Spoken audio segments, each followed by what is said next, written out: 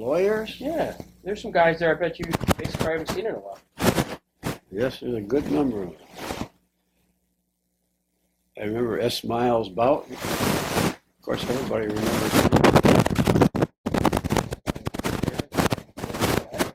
In the newspaper. He was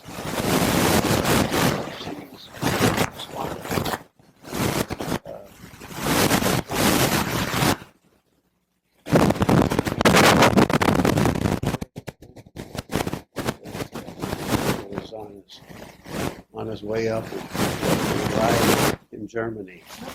Claimed at one time he rode on the same plane. At that time he was not chancellor, I guess. He was still politicking to be chancellor. And Miles used to say, if I had known what I know now, I'd have killed him on the spot. But he was a great storyteller, Miles Boughton, along with Clayton Jones Sr. Sorry? He was a great storyteller because he had a career in seeking out oil leases in the West. And he used to tell stories about being in the West and what he ran into. Bragged about how he was taken into some tribe of Indians when he was up there. Together they made a great pair to listen to. Yeah. But I don't know anything specifically about any of these fellows. I knew them all. Of course, Wilson Price, he had a great career, and everybody knew him in town. Yeah, that's a picture without his patch. Every other picture I've seen with him, he always wore a patch. That's true. I hadn't noticed that, but that's a good observation. Yeah. Is there a reason for the patch? I don't know. I never do. He did wear a patch many times. Of course, we all know about his if you went up and down Lakeview Avenue in the summertime, very often in good weather, he'd be out there sawing wood. Really? Don't you remember that? No. Oh, or he did that when he was 90 years old. He had wood brought in for fireplace, but he didn't want it cut up. He wanted to do it. I'll be darned. He'd have big long pieces, and then he'd put them up on this little cradle there, take one of those Swedish saws, as we used to call them, and cut up his firewood. I guess it was his exercise. Yeah. You know, he lived well into his 90s, maybe 100, I don't know. What about Ernest Callcroft? Your paths cross his? No, I never had much to do with him, except that he was quite a familiar figure with the town club at the old round table. I'm sure you've heard that story before. Of course, he was one of those gentlemen that everybody listened to. He and John Wright were probably the deans of the table. Who else was at the table? Well, Samuel and there were various people. I was just trying to think. Was Oscar Linné one of them? Yes. And I believe Ernie Leet was there on occasion. But I remember we used to go over there. A lot of the young lawyers went over there and had lunch. Mm-hmm. And we used to kind of kid about the round table. Strange. I can't remember all of them. Probably Ernie Leet probably was one of them. And somebody else. Did you, when you got the young lawyers, we gathered together, where did you go? Did you have a coffee shop other than get together? Well, a lot of times we used to eat upstairs in the town club, in that little room in the front. They opened that up for us. We just went and sit down. They had some big tables in there. They would take care of you. Tell me your story. How did you get started in law? Oh, well, that's my father was an accountant and he went to Jamestown Business College. And he came into the town, as they called it then, and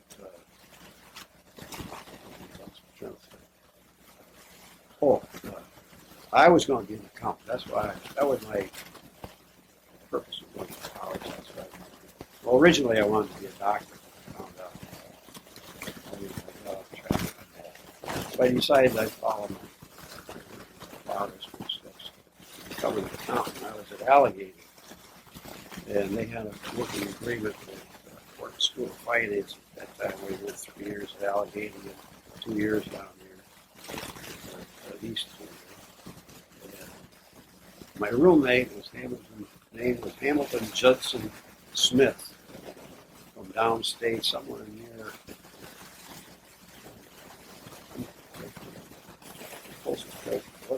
Delhi, near Delhi, where he's from New York.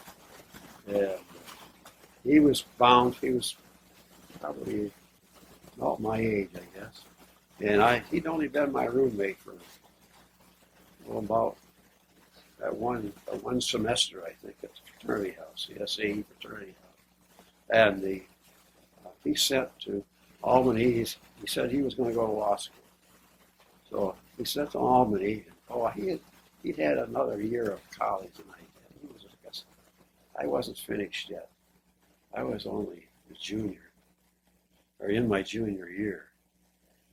And he had sent, and he was a senior, and he had sent to Albany Law School for an application to get into law school.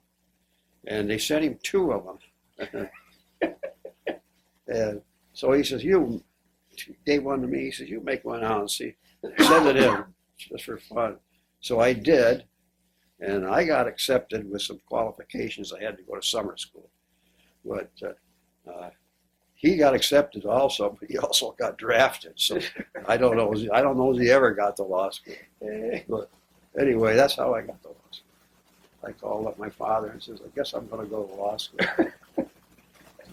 So I went. I to summer school, and then that fall, I entered law school, 1945.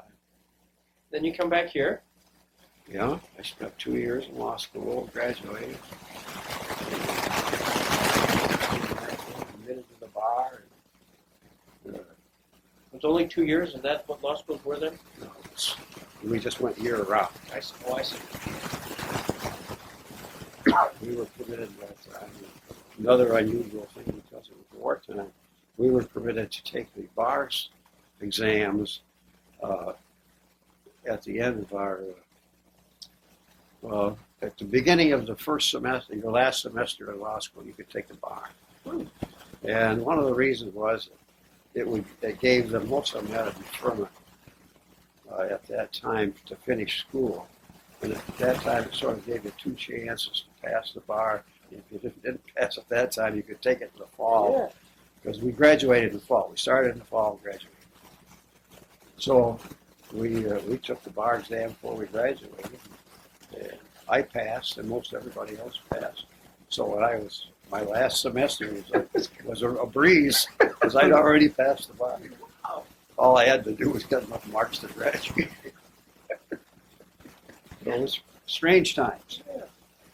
So then you come back to Jamestown and you join up with a firm at the time.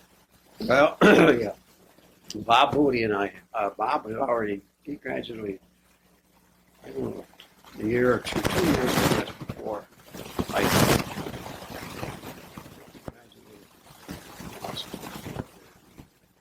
45. I graduated in 47.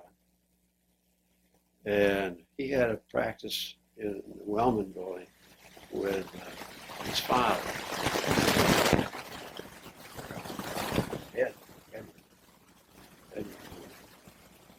And his father had just died. So I went up to join my own practice within his suite of offices he had. So that's what I got started. You a general practitioner? Yeah. Didn't know anything else. Didn't have any specialties. Yeah. He didn't have any specialties. And what'd you do after that? You stayed with Bob for Bob's office? Yeah, I was there for a while. I was out of the office sometimes because I had been sick. And I had what they they call the Great White Plague at that time, which is TB. And I had several bouts with that. After the last one, I guess, no, well, there came a time when I didn't want to go back there, and so I went up to Mayville with George Rogers. Mm-hmm. Now, my father at that time had the Hotel Holland. So I knew quite a few people up there anyway. And so I went up there with him, and it worked out pretty well. Ultimately ended up working with the Department of Social Services? Department of Social Services, yes. Let's see, 1964, I think it was. I joined the Department of Social Services as a part-time counsel, and later on, it became too much work, and you had to make up my mind whether I wanted. They wanted a full-time attorney, and so after thinking it over, I decided I would go with that for the rest of my career, which I'm glad. You did that. I had a little interest in it anyway, because my wife, Betty Curry, was a psychiatric social worker. Mm-hmm. So she taught me all I knew about social work. Yeah. So, Wonderful. so that's how we got into all that. You could take an interest and you can practice your law with it. Yeah. It was, and having a law degree helped me, of course, quite a lot, and just in the general administration of the Department of Social Services, Mm-hmm. because I was the deputy commissioner when the regular commissioner was out of town and unavailable. Is that Bert Miner? Yeah, Bert Miner. Is his son Ed Miner? Is there any relation? No, there's no relation. Well, I mean, I'm sure there isn't. Because we'd heard about, there was another Ed Miner. Bob Miner said he didn't have any relatives. His only relative that he knew of, he had was an uncle that lived in New York City. So that's where I ended up. Switching gears here a little bit, Bob Jackson. Talk a little bit about him and any interaction you had with him at all? Well, of course, it was a familiar name. When I was growing up, because my father, Tracy Herrick, he was born on a farm out down near Akeley, and but they moved into the village of Frewsburg, so he went to Frewsburg High School just about the same time that Bob Jackson was there. So they were friends, and my mother, whose name was Florence Plaisted at that time, she was from Shingle House, Pennsylvania, but she'd gone to a business college and someplace in that area, I don't know where, and became a secretary or whatever they became in those days. And she got a job at the what they used to call the Merrill Sewell Company in Frewsburg, which was a condensed milk factory. And she came to Frewsburg, so and became a local girl. And she told me that she was quite young. She was only about 19, I think, 18, 19. And she told me that at that time she had known Robert Jackson because I believe it was one of the Fenton families in Frewsburg. One of them had a big farm just outside the village, and they had dances. And she used to go to the dance with Bob Jackson. So, but strange as it seems, she didn't know my father at that time. But then when Bob Jackson, when he graduated from high school, he went to study law with, I guess, Frank Mott, I guess, at that time. And that my father, at that time, he went to Jamestown Business College after he graduated. And it seems that their offices, Frank Mott's offices, was in the same building with the Jamestown Business College at that time. So they already knew each other. But they used to meet on the fire escape of that building and have lunch together. And of course, it was, bag lunch. And I remember my father saying, Bob Jackson used to say, someday we won't have to take our lunch to work. He said, we'll be buying it in a restaurant. He used to laugh about that. But that's it. I don't really know. Except of course, followed, they being acquainted with him personally during those early years. Everybody in town followed his career quite a bit when he became Attorney General in the state of New York, I guess, first, and then,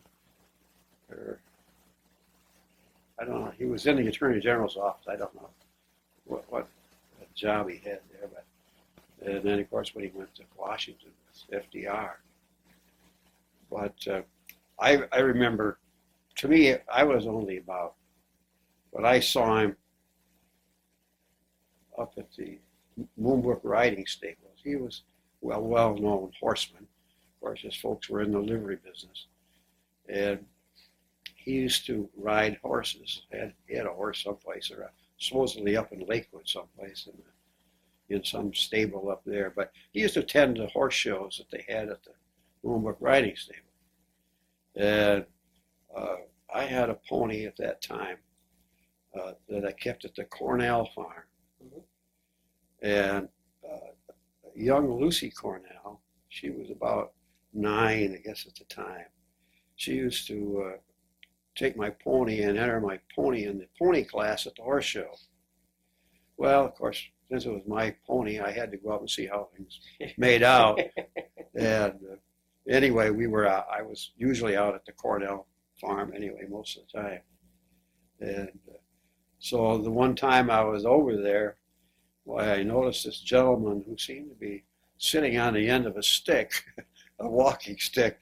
And it was the first time I had seen one of those walking sticks that they're at the top, the handle splits open so to make a little seat out of them. And I'd never seen one of those things, and that interested me. And so I guess I was I was watching it, Bob Jackson at the time, and I didn't know it was him. But I noticed that a number of people came along and talked to him and spoke to him. So I asked somebody, I said, who was that fellow over there with that strange device? And they said, well, that's Bob Jackson. Well, then it dawned on me. I'd heard that name before, and I knew a little bit more about it. But that was about the only time I ever had any reasonably personal contact with him. You here when the funeral occurred? I was here, but for some reason I didn't go. I can't remember what it was. Some of the lawyers were involved, some were not. I was just curious as to whether. Oh yes, there were a lot of them involved. I know a lot of them acted as chauffeurs for the other members of the spring board.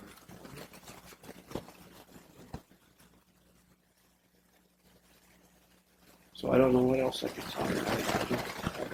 Did your paths ever cross Bainbridge Trail? No. Just curious. Again, another one of those guys that I guess when you came back, certainly wasn't practicing, but sort of resided in the community. He was former Secretary of State. And, if there's any celebrity. Yeah, but I had heard the name, but he didn't. Because he was up at Bemis, wasn't he? Yeah. The only reason I had to go to Bemis in those days was to go swimming.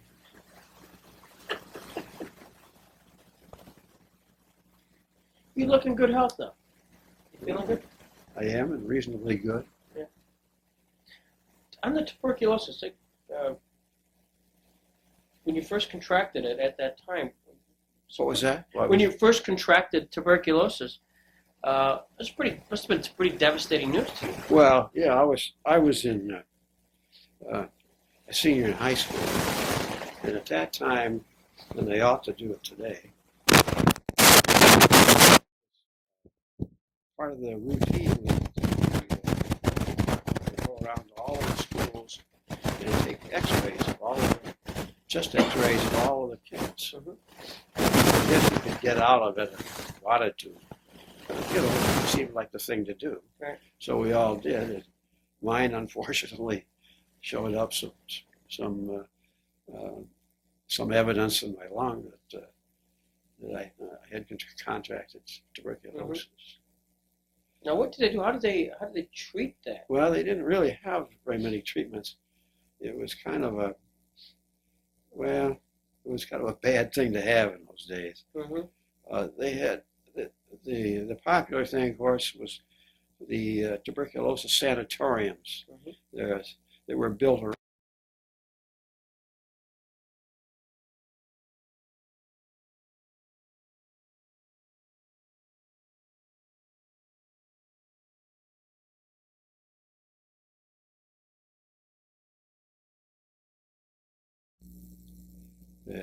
There wasn't any really treatments at that time.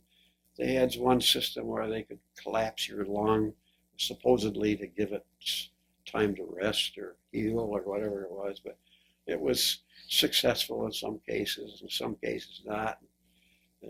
Those it was successful in probably would have gotten better anyway. So, I mean, that was kind of an old-fashioned treatment. Now, being isolated like that, I mean, you're literally taken out of society. Yeah. I felt very, after being there several months, while you felt I was young, I felt like a little bit like like I was a leper, so to speak, in other society. Although my friends were all good to me, they acted just like I was there, and many of them came up to see me. Matter of fact, they used to sneak me out at night once in a while. Did they really? How long were you there? Well, first time it was 9 months. Then I was there again another time for I can't remember, about 11 months or something like that. I had 3 different spells, which amounted to about 3.5 years that I was in the hospital with them. And then you wouldn't remember Dr. Timothy Liang. He would be come and gone before you were around. And he was a young Chinese physician who worked up at the Casadega. They brought him in, and I suppose under one of those deals where you didn't have to take a medical, if you had a medical degree from some other country, why it was all right. But anyway, a real nice young Chinese man. And at that time they had were developing 2 different drugs for the treatment. One of them was streptomycin, and the other one was something they called IN. We called it for short INS, isoniazide or something of that nature.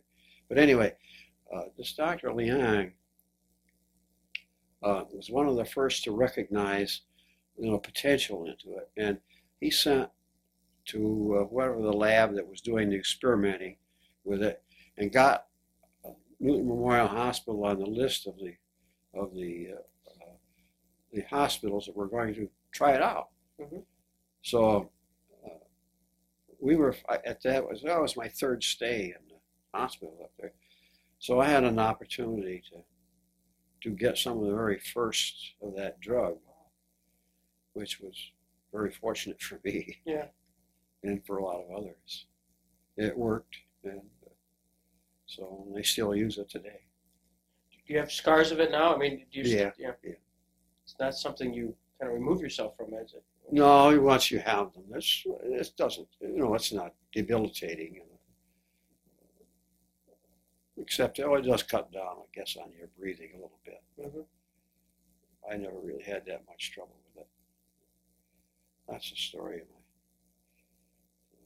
Wow, it's remarkable. So that's why my schooling, my graduate work was, my college work was rather spasmodic. I went to Alfred University Extension for a while, and then I went to Allegheny for a while, and I got sick in Allegheny and came back, and then I went back to Allegheny, and I finally got enough credit so that Albany accepted me.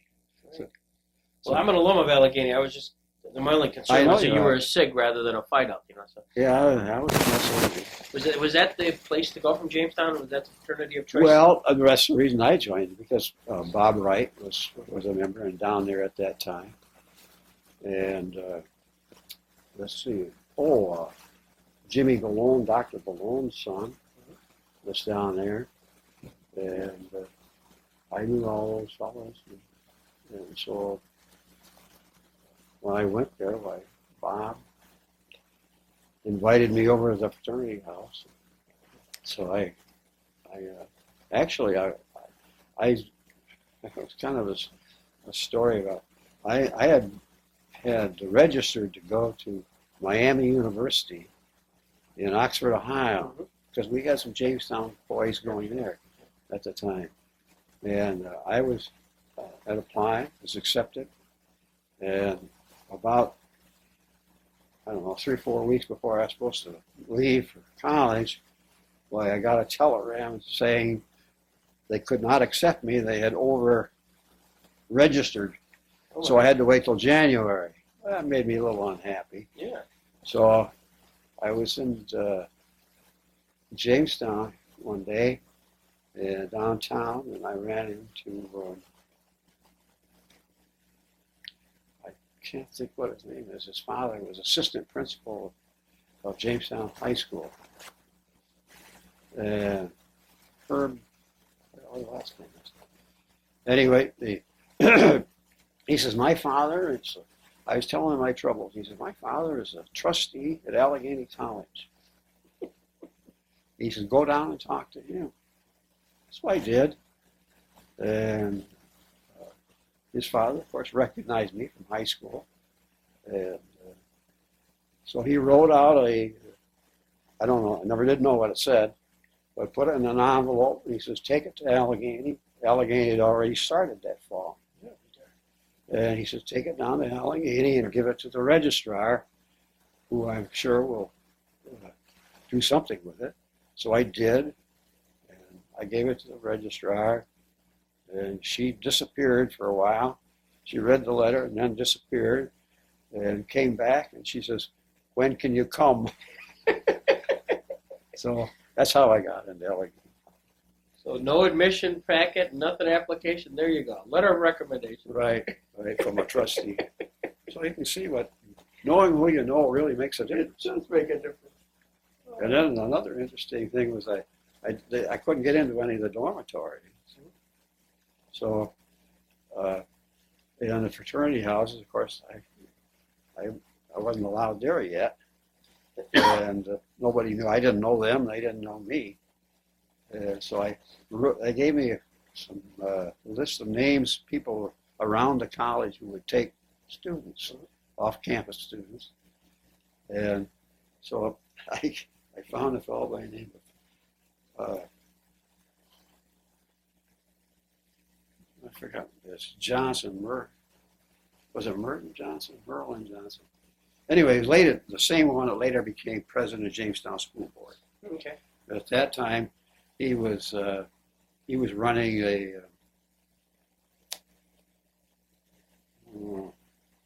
Noah's Ark store down in Meadville. So I stayed with them for about a semester, and then I moved over to the fraternity house with some of my other friends. Interesting. Yeah, what a small world. What are those things? When I think back, it didn't seem so interesting at the time, but as I think back, it is kind of interesting to me. You're an interesting guy. So, well, some things happen to me that don't happen to a lot of people.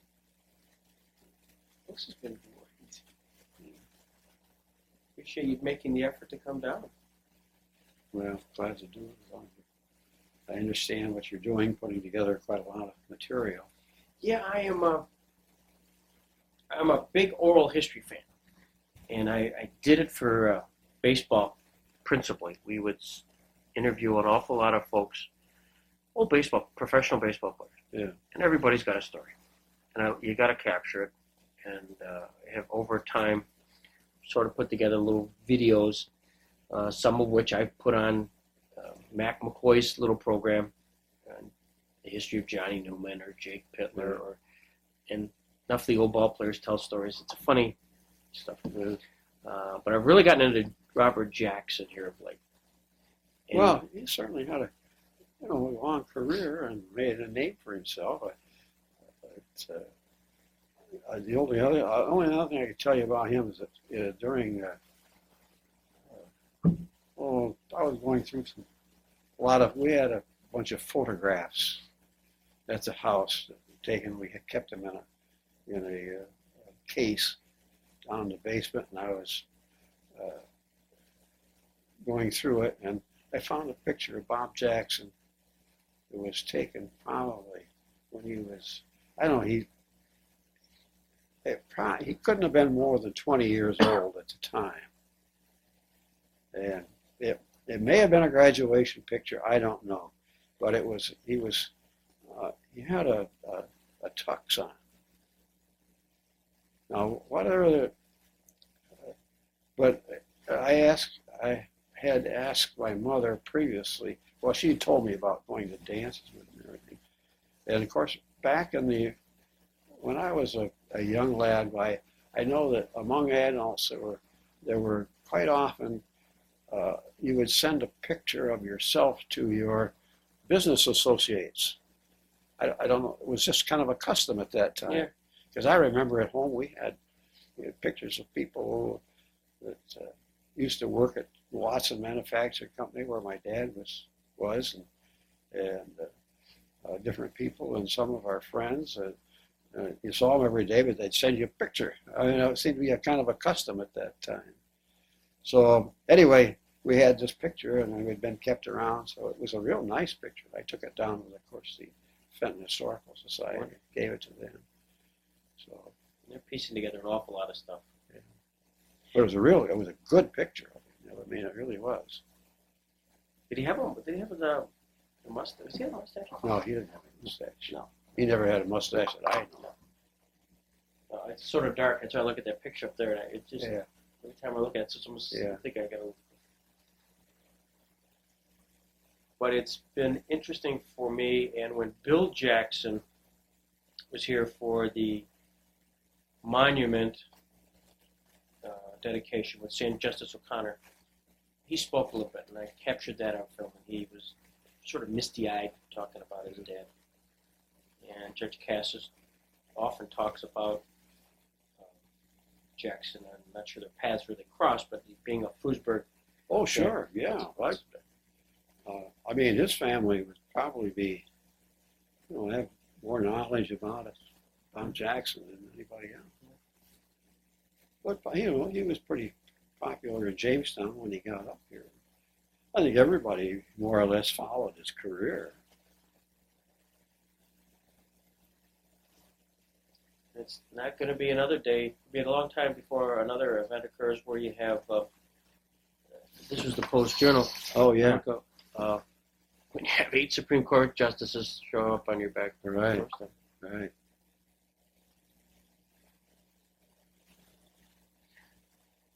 And I give John Hamilton, who just recently passed away, a lot of credit for re-energizing interest in Jackson, because it was through John's personal interest as well as the Gebby money that would focus in on the statue, yes, which then brought the dedication, which brought the Jackson family back here for at least a few days, and brought Justice O'Connor. I mean, all of that really kind of sparked an interest, certainly in me, to sort of capture whatever memories there might be.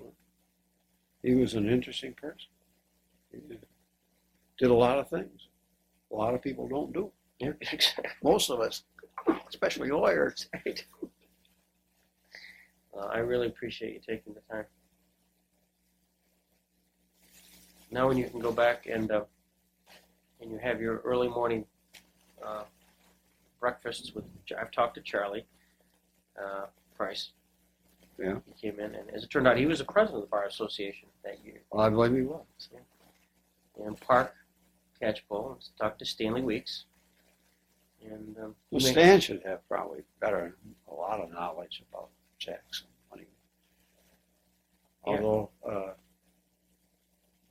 maybe through his uncle, Emmett Ross. Yeah. I got it. I'm glad you stay right there. I got to show you something.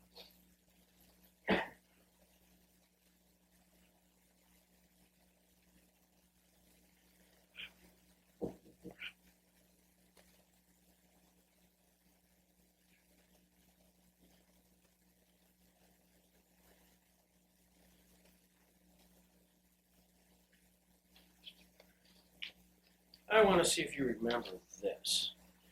This is a book Stan Weeks brought over.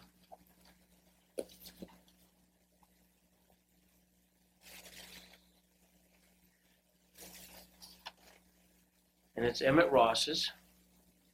And apparently he had various attorneys throughout the years sign it to him for some remembrance of Robert Jackson. This happens to be a book of speeches that were to be given by Bob Jackson. It was printed after his death by Bill Jackson. Oh, really? And Emmett Ross took it upon himself to get various attorneys to sign it. Yeah. And if you flip to the back,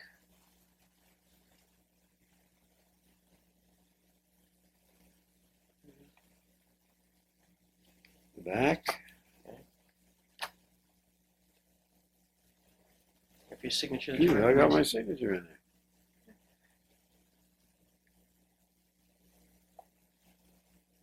Well, I did some work for Emmett at one time.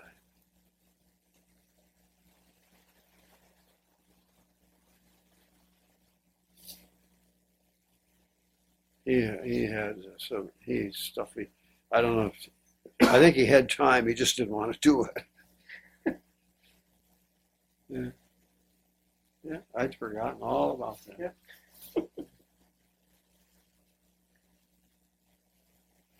Yeah, Emmett was quite a nice gentleman. I enjoyed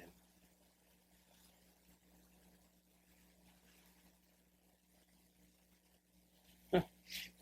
It's funny. I have no recollection of that at all.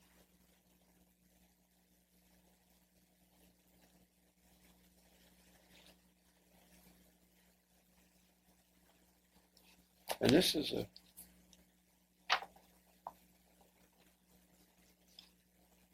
Apparently Jackson had been asked by Harvard to do a series of speeches, and he had agreed to do that. This was going to be in 1955.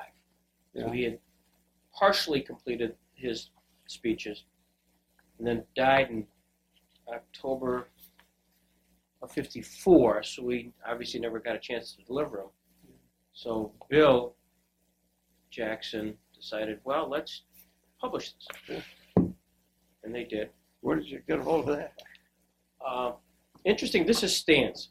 This thing is Stan's. So he brought it over and said, Greg, I think you'd enjoy this since you're interested. And by the way, here's sort of a who's who of lawyers in 1955 who make some comments, some of which are on Jackson, some of which are on Emmett, some are just autographs.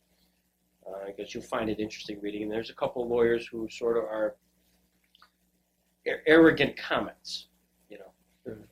Sidney Hughes makes something like, it's a very brief comment. Quote, just a blanket / wet, Sidney Hughes. You'd say, what's that got to do with anything? Yeah, I don't know. Well, mine did. I have nothing in common except that I don't have any recollection. But the reason I wrote what I wrote was because he had asked me to do some things for him, and I did, and I had to spend a little time in his office over there with him. Walter Edson wrote, the choice and treatment of the subject was characteristically brave, clear, fair, and convincing. Of course, he is wrong about some of it, but I think he was wrong. He was more nearly right than any of the commentaries, whose comments I have read recently, Walter Ensign. So there were, guys who wanted to make a statement. Well, what years was he in Albany Law School?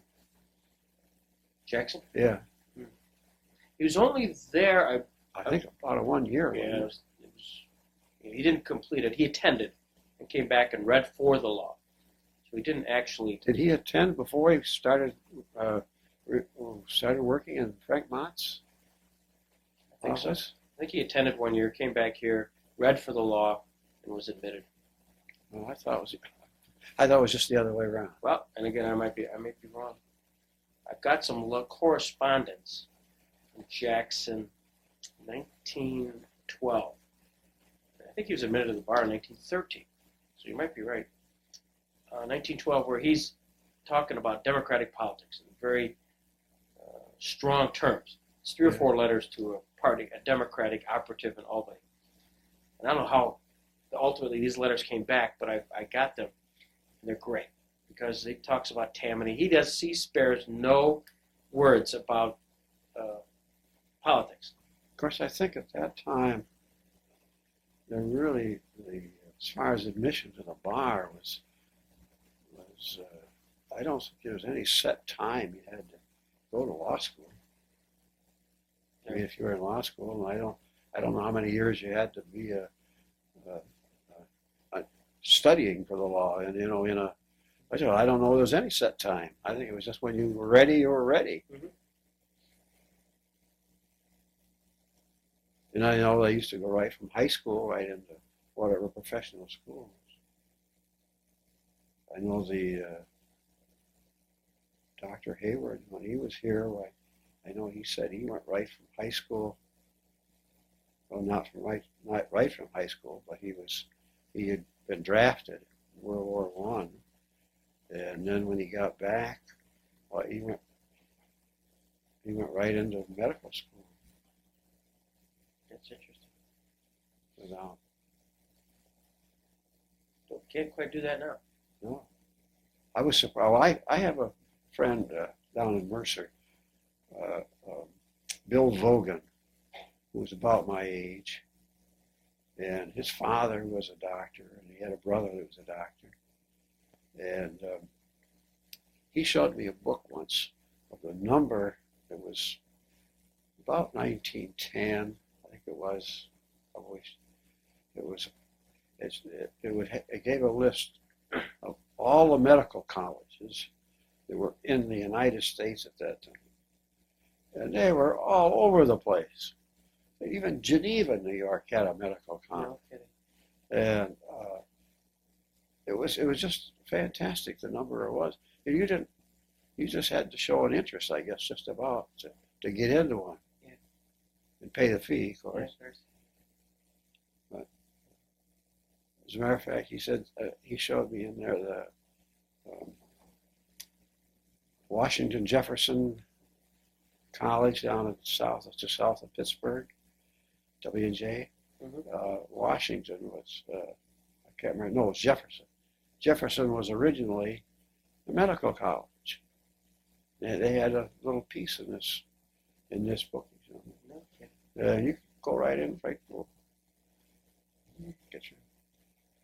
But they didn't have to learn so much as they do now. That's right. Because they didn't know so much. The professors didn't know enough to teach them. Fascinating. Hey, thanks a million. Oh, you're welcome. This has been terrific. Really enjoyed it. Gosh, I don't know how many of them are left here that I see.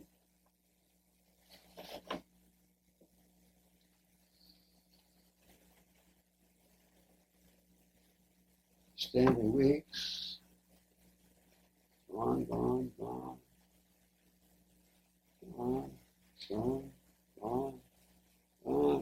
Oh, Travis Look is still alive. No, he died.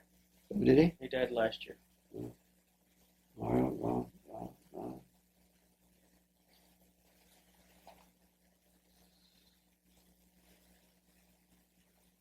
Actually, not very many of us.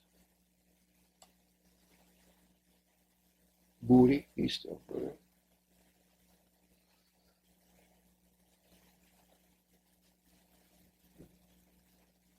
And this is.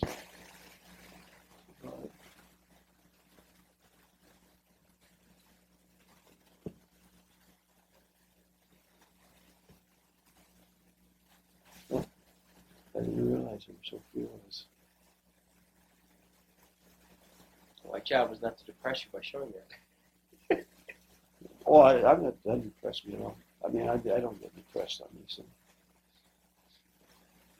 Life goes on no matter what happens. George Jude, he was kind of an interesting guy. Very much the gentleman. Is it? Very much the gentleman. Thanks a million.